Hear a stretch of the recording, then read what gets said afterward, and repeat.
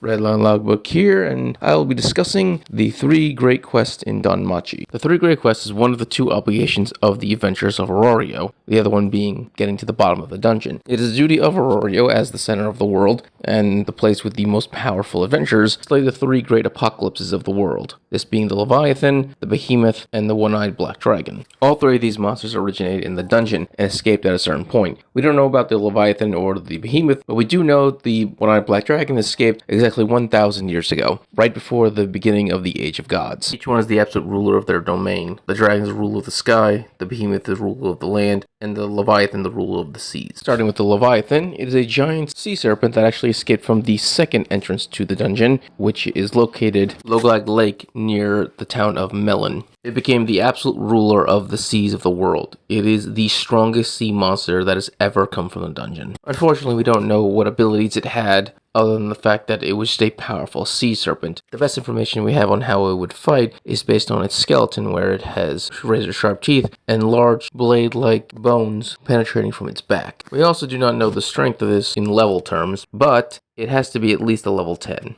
The reason for this is because of the opponent it was up against. It fought against the Zeus, the Hera, and the Pisces Familia. Most know that the Zeus and Hera Familia did take on the Leviathan, but the Poseidon Familia is usually forgotten. And the reason is because they only fought against the Leviathan. They left the fight with the Behemoth and the One-Eyed Black Dragon to the Zeus and Hera Familia. The reason for this is because they are a Familia whose sole job is to go around the world hunting down monsters in the seas. As such, they had the expertise of taking on the Leviathan in its element. This means the Leviathan took on at least 3 level 9s, 1 level 8, and most likely a level 7. Plus all 3 of their familias backing them up. And where do all these powerhouses come from? Well, the captain of the Hera Familia, called the Empress, was a level 9. The captain of the Zeus Familia, who is called the Mighty, was a level 8. The unknown captain of the Poseidon Familia is still alive and is most likely a level 7. And as for the other level 9s, that would be Alphia and Zard, who are both level 7s, but they have the ability to get the power of a level 9. Zard, by consuming certain material or creatures, can boost himself all the way up to a level 9, and Alphia has a skill that allows her to just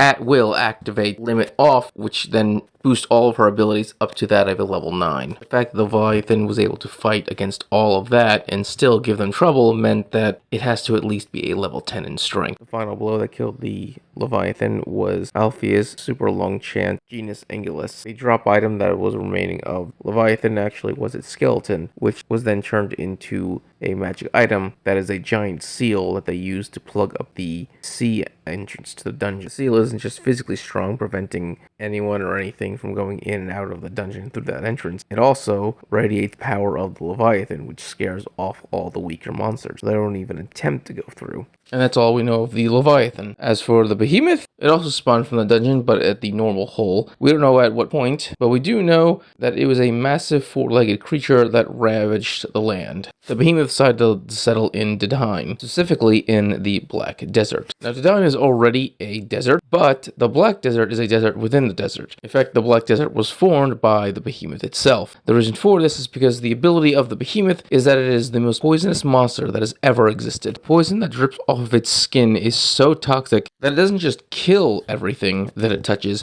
it prevents life from ever returning. That's why the Black Desert is a desert within a desert. Because in a normal desert, you can have cacti, you can have normal animals that are like lizards or scorpions or such that can survive in such a harsh environment, but not the Black Desert. Everything there is dead. There is no life, not even a trace of it, and nothing can ever grow there. No animal can ever survive there. It is completely void of all life. The Zeus and Hera familias also took down the Behemoth. Once again, the Poseidon familia only focuses on the water, so they had no interest in the Behemoth. The Behemoth is, of course, most likely a level 10 monster as well, because all the same factors that were required to kill the Leviathan still apply to the Behemoth. In fact, the one who got the final blow was actually Zard, and the only way he was able to do that was by consuming the strength of the Behemoth. That is right, he devoured the poisonous flesh of the Behemoth and used the power of the Behemoth against itself to finally kill it. Now, because Zard was a level 7 and because he had a special ability called Predator that allowed him to consume things to become stronger, he didn't immediately die from the poison of the Behemoth, but it rotted his organs, and he lived the rest of his life in severe agony every moment of every day. Combine that with the fact the Black Desert is still the Black Desert, it proves that even in death, the Behemoth still had its victims. There seems to be no known drop item that the Behemoth dropped. If there was, it has not been revealed in the story. But if I had to speculate, I would assume it's some kind of organ, like its skin, that is able to produce poison. And if the Zeus and Hera familiars were smart, they probably would have destroyed something that dangerous, because that would be poison that would be able to kill anyone, even a top-class adventurer. Once again, the only one who survived its poison was Zard, and he only survived because he had a special skill that allowed him to survive, and even then he was still dying, painfully and slowly. The final monster in the three great quests is the one-eyed black dragon, the king of the skies. It's also known as the dragon of the apocalypse because it has the ability to destroy the world. We know exactly when the dragon came out of the dungeon. It was exactly 1,000 years ago. When it came out, it started to destroy everything in its path. In fact, Aurorio, which had already been created at this point, was about to be annihilated. But a savior came, the greatest hero in all of history, Aiza's father,